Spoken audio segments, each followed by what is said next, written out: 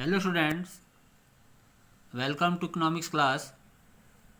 Today we are going to start our chapter number 7 from microeconomics.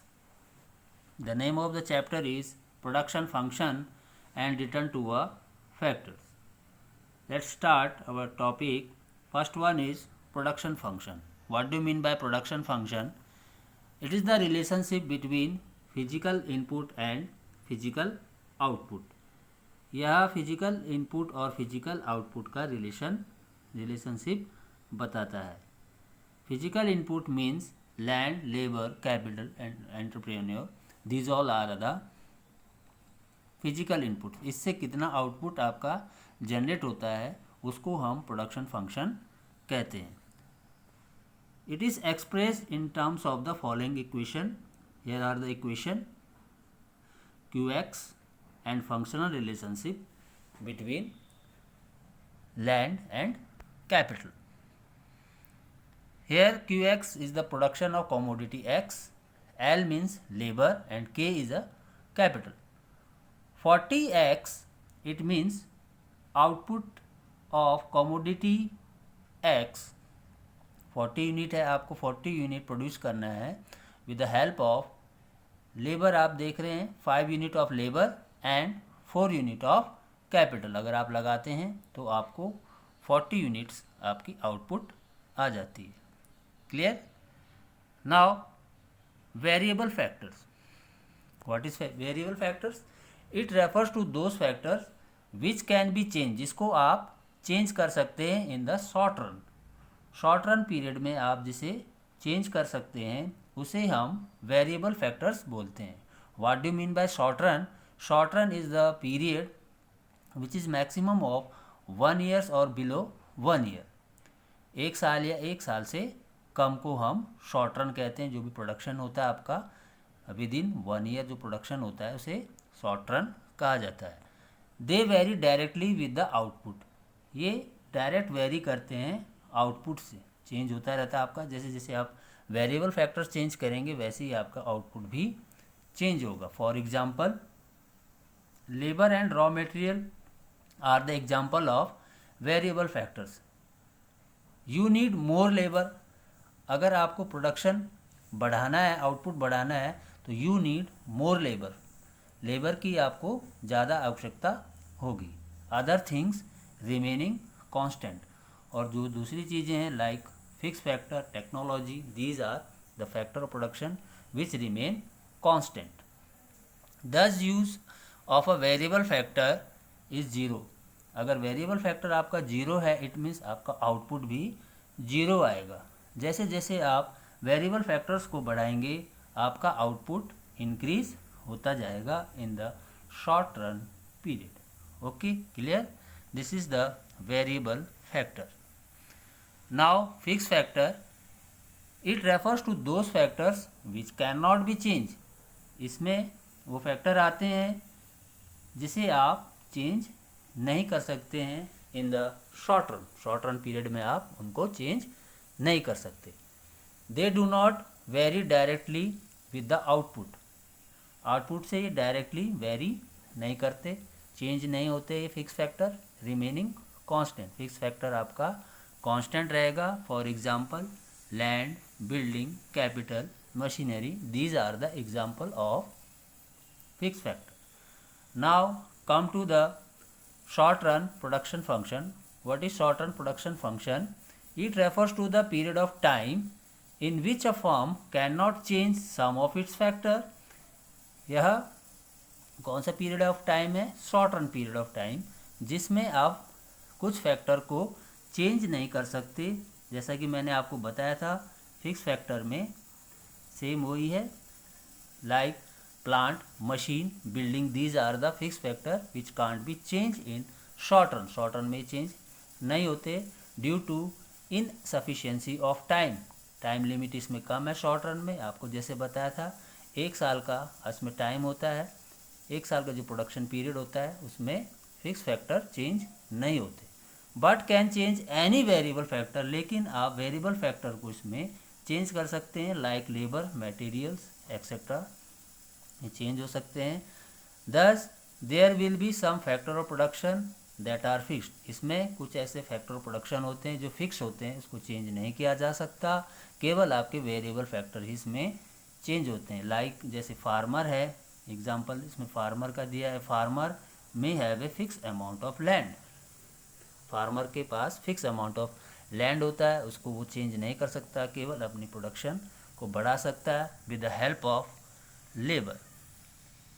Here you see the equation Qx is equal to functional relationship of L and K bar. K bar means capital which are constant. जो constant है इसमें K बार आपका constant रहेगा, L आपका labour variable factor है और Qx आपका output of commodity.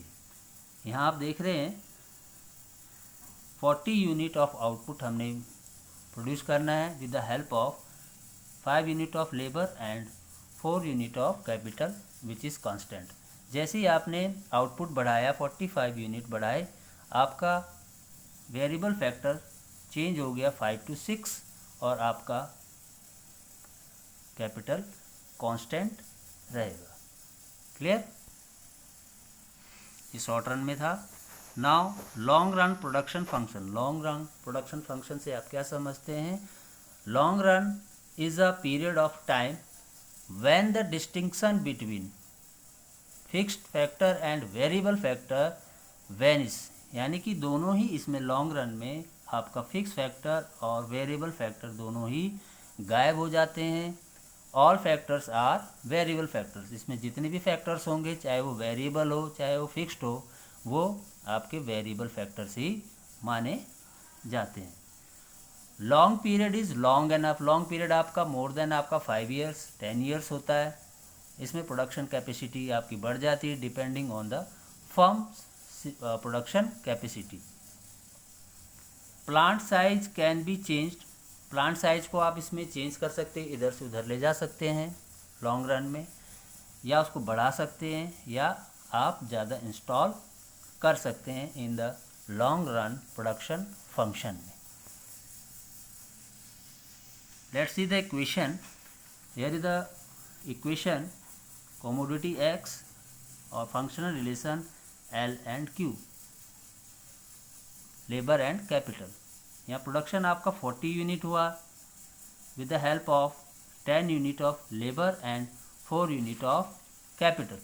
जैसे ही आपने इसको प्रोडक्शन यूनिट बढ़ाई अपनी 40 से 80 किया, तो आपका ये दोनों ही चेंज हो गया। आपका लेबर भी इसमें 15 हो गया और कैपिटल भी आपने 6 कर दिया, दोनों ही आपके चेंज हो रहे हैं। Clear? Now total product TP.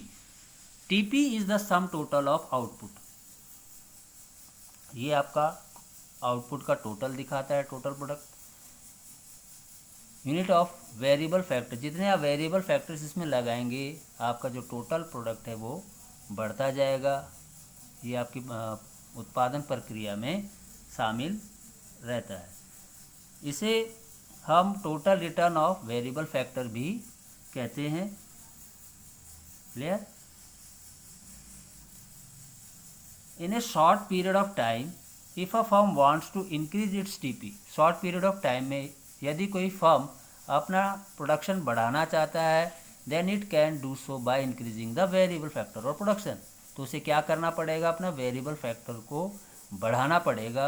Only because fix factor of production remain fix, क्योंकि इसमें आपका फिक्स फैक्टर आपका कांस्टेंट रहता है।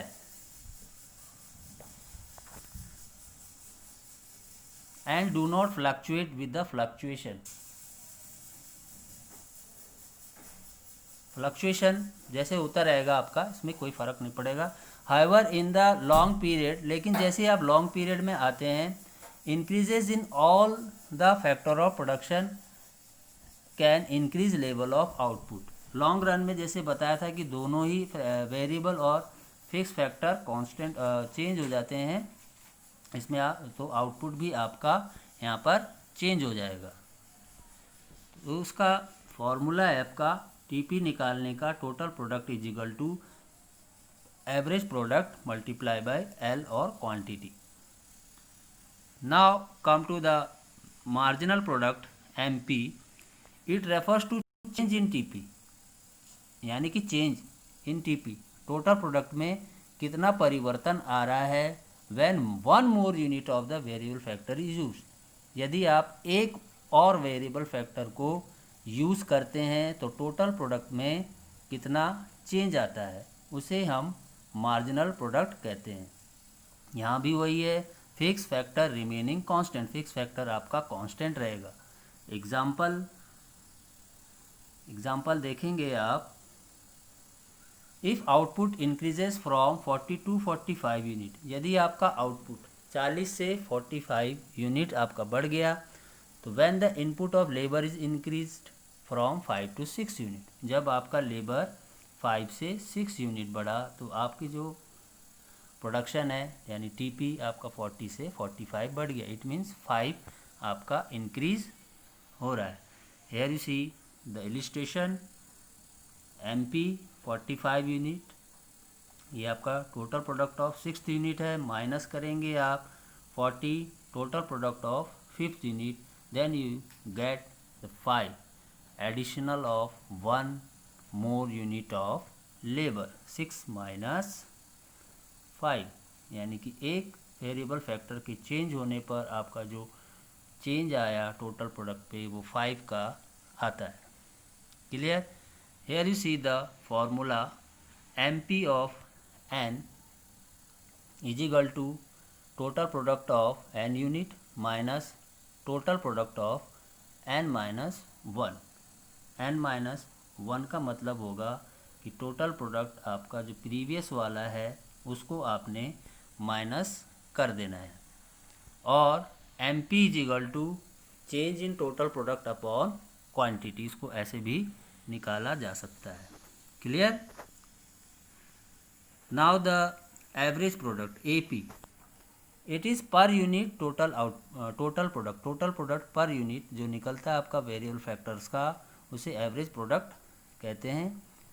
It is calculated by dividing the TP कैसे निकलेगा, AP कैसे निकलेगा आपका, टीपी को आपने डिवाइड करना है वेरिएबल फैक्टर से।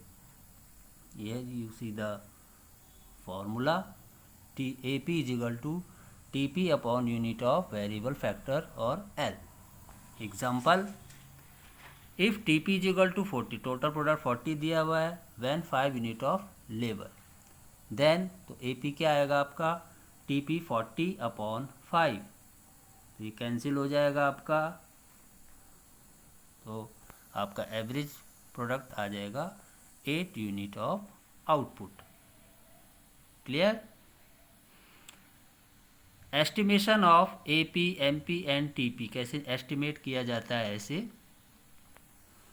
L लेबर, TP आपका total product, AP average product and MP आपका मार्जिनल प्रोडक्ट है। लेबर 1 2 3 4 5 6 7 हमने लेबर लिए। TP आपका टोटल प्रोडक्ट है 50 90 120 140, these are the total product. AP कैसे फाइंड आउट करते हैं, जैसे बताया आपको, AP का formula is equal to TP total product upon labour. तो यहाँ पे पहले वाले यूनिट का देखेंगे हम, फर्स्ट यूनिट का टोटल प्रोडक्ट आपका 50 है और लेबर 1 है, इसको कैंसिल करेंगे तो यू विल गेट 50 AP। उसी प्रकार से आप इसको बढ़ते जाएंगे। जैसे लास्ट वाला हम देखते हैं, लास्ट 7th यूनिट पे कितना आता है आपका, AP is equal to TP upon L। तो 147 आपका 7th यूनिट पे था, इसे आपने कैंसिल कर दिया 2 1, यू विल गेट AP यानी एवरेज प्रोडक्ट आपका 21 आ जाता है। Clear? Now come to the marginal product. Marginal product का formula TP of first unit minus TP of 0 unit. ये TP है आपका फर्स्ट यूनिट, यहाँ कुछ नहीं है इसके ऊपर, इट मीन्स यहाँ पर 0 है, तो 50 माइनस 0 50 आता है। Come to the next unit, TP of second unit है आपका minus TP of first unit, ये फर्स्ट यूनिट है तो 90 में से 50 माइनस कर दो तो you will get 40। TP of second unit minus TP of first unit, तो कितना आ जाएगा आपका एमपी। टीपी आपका सेकेंड यूनिट 90 दिया हुआ है, फर्स्ट यूनिट आपका 50 दिया हुआ है, then you will get 40 is your MP. इसी प्रकार से आप आगे निकालेंगे। Okay, now come to negative MP. क्या एमपी नेगेटिव हो सकता है? यस, आप लिखेंगे yes, MP can be negative. MP negative हो सकता है इन सर्टेन सिचुएशन, कुछ परिस्थितियों में, particularly when there is excessive employment. जब एक्सेसिव एम्प्लॉयमेंट हो, ज़्यादा रोजगार हो, तो आपका जो एमपी है वो नेगेटिव में आ जाता है। क्यों आता है? क्योंकि जो आपकी ओवरऑल एफिशिएंसी है वर्कर की वो घटने लग जाती है, उतना प्रोडक्शन नहीं हो पाता, काम आप दिए जा रहे हैं लेकिन प्रोडक्शन कैपेसिटी नहीं हो रही, तो क्या होगा, आपका एमपी नेगेटिव में चला जाएगा। जो लेबर हैं वो खाली बैठे रहेंगे, प्रोडक्शन आपका कम होता जाएगा। Clear? Excessive employment reduces overall efficiency of the workers because of which MP में बी नेगेटिव, जिसके कारण आपका एमपी नेगेटिव में चला जाता है। ऐसी परिस्थिति में क्या करेंगे? In such situation TP increases when some workers are withdrawn. TP तभी बढ़ेगा जब आप कुछ वर्कर को प्रोडक्शन यूनिट से हटा देंगे। Clear? Watch this video. Okay, thanks for today.